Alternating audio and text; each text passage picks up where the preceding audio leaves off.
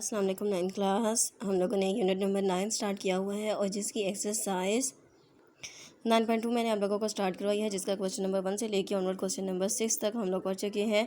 और आज question number 7 से ऑनवर्ड क्वेश्चन नंबर 10 तक करेंगे। क्वेश्चन नंबर 7 हमारे पास आ रहा था, तस्दीक कीजिए कि नकात हमारे पास आ रहते हैं O00 आ रहा था, A स्क्वायर रूट 3 1 आ रहा था, B स्क्वायर रूट 3 -1 एक मस्तावी, ठीक है, मसावी इस्लाम मसलस बनाते हैं या नहीं, मतलब क्या रहता है मसावी और इस्लाम मसलस बनाते हैं या नहीं। तो ये same as it is question है जैसा कि हम लोगों ने क्वेश्चन नंबर 1 किया था, जिसमें ये बताना है कि मसावी और इस्लाम मसलस बनती है, मस्तावी साकिन मसलस बनती है।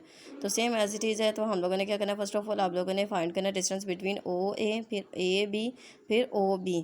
अगर तो तीनों का जो सा है डिस्टेंस फार्मूले के अकॉर्डिंग आंसर जो सा सेम आता है तो कहेंगे कि मसावी और इस्लाम मसलस बनाती है। अगर नहीं आए तो कहेंगे मसावी और इस्लाम मसलस नहीं बनाती। ये वाला क्वेश्चन आप लोगों ने कर लेना है।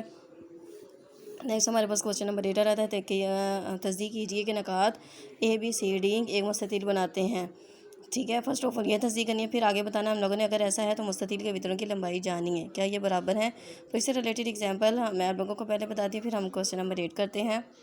जी 9 क्लास पेज नंबर 212 है, जहाँ पे ये हमारे पास आ रहा था मुस्ततील के बारे में। ठीक है, और यहाँ पे इन्होंने नकातों से वो दिए गए थे, वो ABCD दिए गए थे। तो इस तरीके से डिस्टेंस फाइंड किया था ABBC एंड CD, फिर DA के बिटवीन, ठीक है, AD के बिटवीन। तो इस तरीके से दो इजला की लंबाइयाँ जो सी उनका जो सी है वो 3 आ गया था आंसर, और दो इजला की लंबाई उनका 4 आ गया था, क्योंकि हमारे पास मुस्ततील कुछ इस शेप में होती है। ओके के तो इसके यहाँ पे हम लोगों ने फर्दर जो इस क्वेश्चन में करना है वो यही करना है कि उसके भीतर की लंबाई भी मालूम करनी है।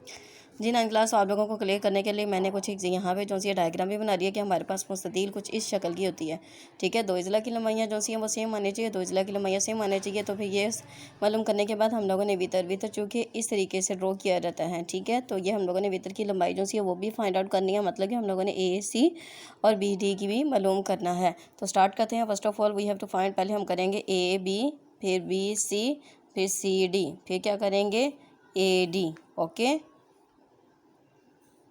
जी, तो हमारे पास फर्स्ट ऑफ ऑल आ जाता है जी हमारे पास 9 क्लास। सबसे पहले हम लोगों ने मालूम करना है AB। अब जो B की वैल्यू होगी ना वो X2 और Y2 की वैल्यू होंगी, A की वैल्यू X1 Y1 की वैल्यू होगी। फार्मूले के अंदर मैं वैल्यू जो सी डायरेक्टली पुट कर रही हूँ, इसकी X2 की वैल्यू Y2, X1 Y1। तो X2 की जगह एक दफ़ा फार्मूला लिख लेते हैं, X2 माइनस X1 का होल स्क्वायर प्लस आ जाता है हमारे पास Y2 माइनस Y1 का होल स्क्वायर।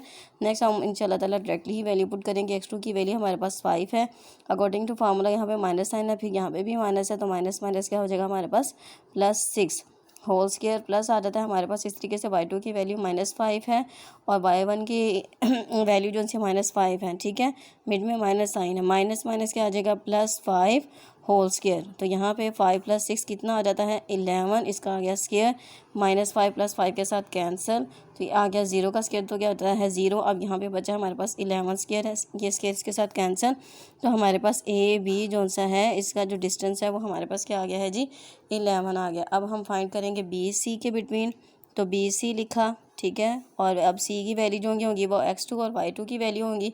तो यहाँ पे हमारे पास X2 की वैल्यू 5 और X1 की वैल्यू 5 है, तो अकॉर्डिंग टू फॉर्मूला X2 5 लिखा, -5 का होल स्क्वायर प्लस Y2 की वैल्यू -8 है।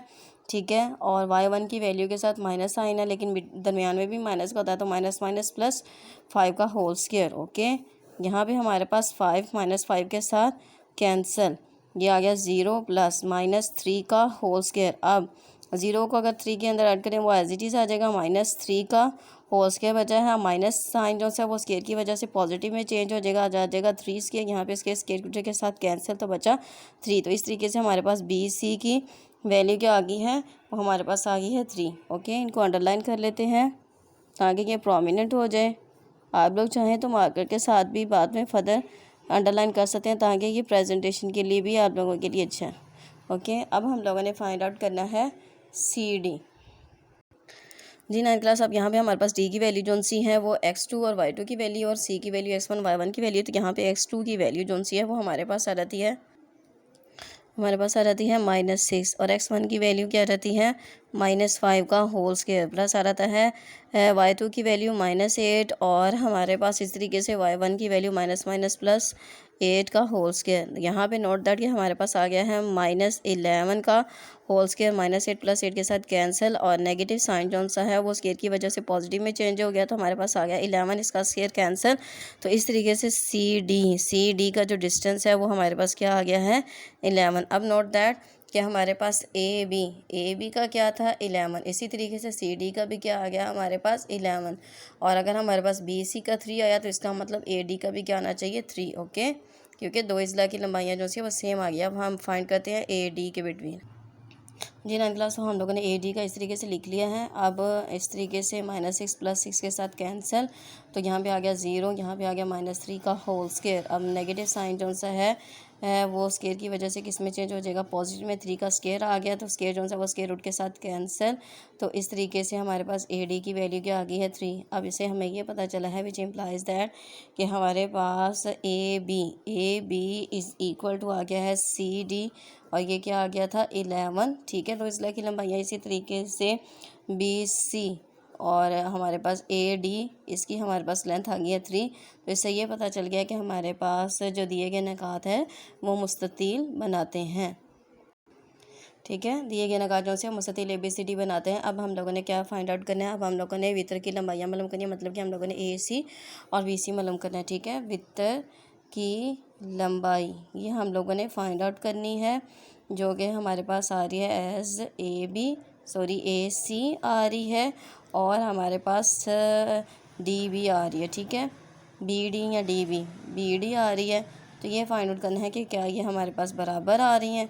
ठीक है, अब एज जो सी होगा वो हमारे पास x2 और y2 की वैल्यू होगी, तो सी की फ़र्स्ट वैल्यू जोन सी है x2 की वैल्यू वो 5 है, और ए की वैल्यू जोन सी है वो हमारे पास -6 है। तो -+6 का होल स्क्वायर इज़ प्लस यहाँ पे आ गया, क्योंकि फिर फासला फार्मूला के अकॉर्डिंग तो सी की वैल्यू, ठीक है, यहाँ पे देखें कि सी की वैल्यू हमारे पास -8 है और ए की वैल्यू -5 है, तो इस लिहाज से लिख लिया -8 +5 का होल स्क्वायर। तो ये हमारे पास आ गया है जी 11 स्क्वायर -3 स्क्वायर, तो ये आ जाता है 11 square + 3 square. Negative sign positive में 121 + 9, तो ये हमारे पास आ जाता है जी 130। ओके, तो ये AC की हम लोगों ने डिस्टेंस फार्मूले के अकॉर्डिंग वैल्यू फाइंड आउट की है। अब हम फाइंड आउट करते हैं BD की। ओके, तो BD का लिखा BD, D की वैल्यू x2 और y2 की वैल्यू होगी, तो D की वैल्यू -6। ओके, फिर B की वैल्यू आ गई -5 होल स्क्वायर प्लस आ गया, क्योंकि यहाँ पे देखें आप ये D की वैल्यू -6, फिर ये B की वैल्यू फिर -5, फिर आएगा -8 +5। ओके,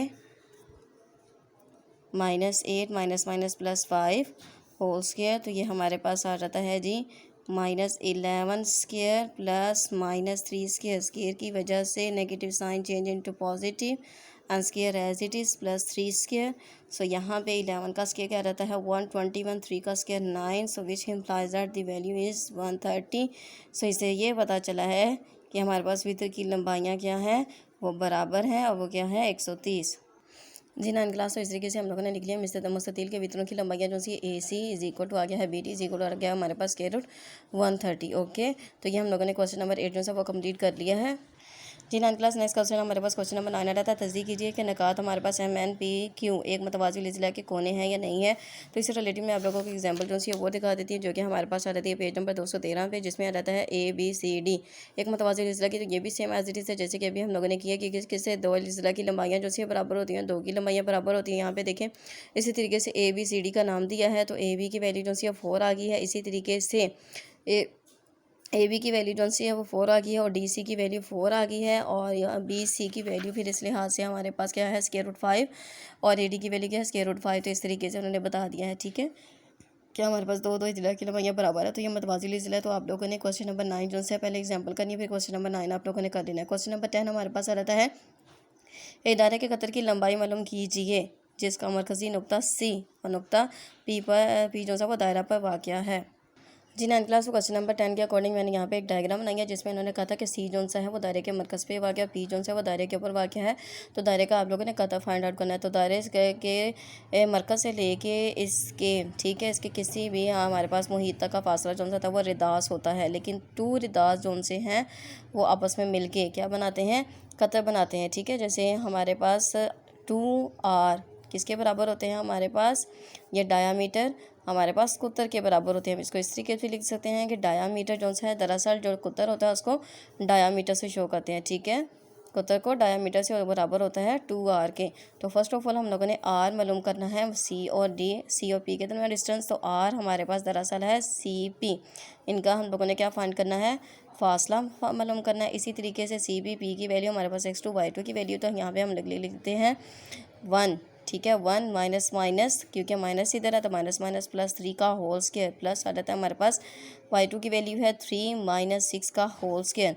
तो ये हमारे पास आ जाता है इस तरीके से 4 whole square plus minus 3 whole square is equal to आ जाता है 4 स्क्वायर प्लस 3 स्क्वायर। तो 4 का स्क्वायर क्या आ जाता है हमारे पास 16, 4 4 16, 3 3 9, इन दोनों को ऐड किया है तो हमारे पास आ जाता है जी 25। और अगर ये आ गया हमारे पास cp की वैल्यू, ओके, cp की वैल्यू हमारे पास आई है 25। अगर इसको हम लोग फर्दर सिंप्लीफाई करें तो cp इज़ इक्वल टू आ रहा है हमारे पास 5 का स्क्वायर, तो ये कैंसिल, तो cp इज़ इक्वल टू आ गया हमारे पास 5। तो इसका मतलब कि हमारे पास जो रिदास है, ठीक है, रिदास जो हमारे पास है, रिदास की वैल्यू, ठीक है, पहले r लिखना चाहिए था, रिदास की वैल्यू दरअसल r हमारे पास आ गई है 5 आ गया। अब हम लोगों ने कतर की वैल्यू फाइंड आउट करनी है, और कतर की वैल्यू दरअसल हमारे पास होती है 2r के बराबर। तो लिखा 2 × 5 इज़ इक्वल टू 10। तो ये हमारे पास क्या आ गई है, दायरे का कतर की लंबाई। तो आज हमारी एक्सरसाइज जो सी है 9.2 पर कंप्लीट हो गया। आप लोगों ने तमाम क्वेश्चंस के अच्छे तरीके से प्रैक्टिस और होमवर्क करना है। ओके, अल्लाह हाफिज़।